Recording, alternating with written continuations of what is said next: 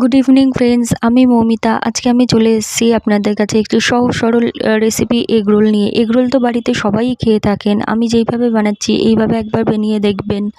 আপনাদের টিফিনটা আশা করি ভালোই লাগবে। সন্ধ্যের টিফিনে এগরোল হলে তো জমেই যায়। প্রথমে তাওয়ায় একটু সাদা তেল দিয়ে তার মধ্যে একটু ক্যাপসিকামের কুচি দিয়ে নিতে হবে। তারপরে ওটাকে একটা খুন্তির সাহায্যে এপিট ওপিট করে ভালো করে নাড়তে হবে। একটু ক্যাপসিকামটা একটু ভাজা ভাজা হয়ে গেলে খুব তাড়াতাড়ি একটা থালার মধ্যে নামিয়ে নিতে হবে।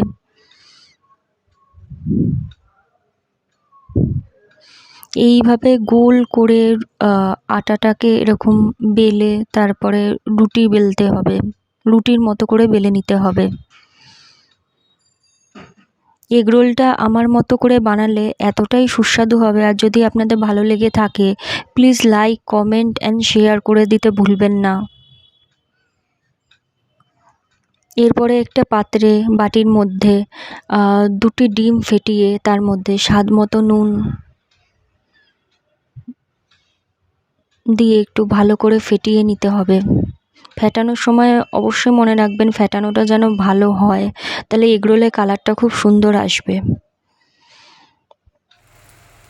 এবার একটা তাওয়ায় অল্প করে সাদা তেল দিয়ে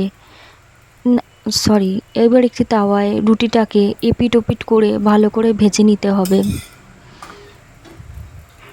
আমি এখানে ময়দা ইউজ করেছি, আটারেও এগরোল হয়। আপনারা যদি ময়দার বানান আশা করি এটা স্বাদে আর গন্ধে দুটোই বেটার হবে।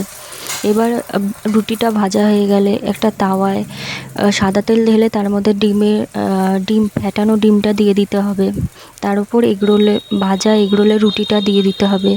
দিয়ে এইভাবে প্রেস করে খুন্তি দিয়ে প্রেস করতে হবে। প্রেস করে একটু হাই ফ্লেমে রাখতে হবে। তারপরে ভাজা হয়ে গেলে এপিট ওপিট করে উল্টে নিতে হবে।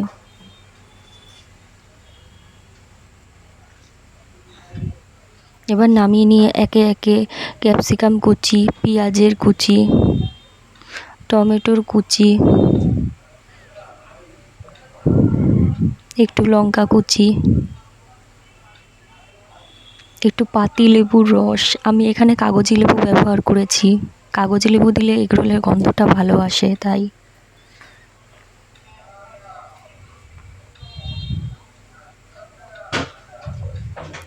একটু সস, টমেটো সস, আমি এখানে টমেটো সস ব্যবহার করেছি। তার মধ্যে একটু গোলমরিচ গুঁড়ো উপর থেকে ছড়িয়ে দিয়ে তৈরি হয়ে গেল আজকের এগরোল। এবার এটা পরিবেশনের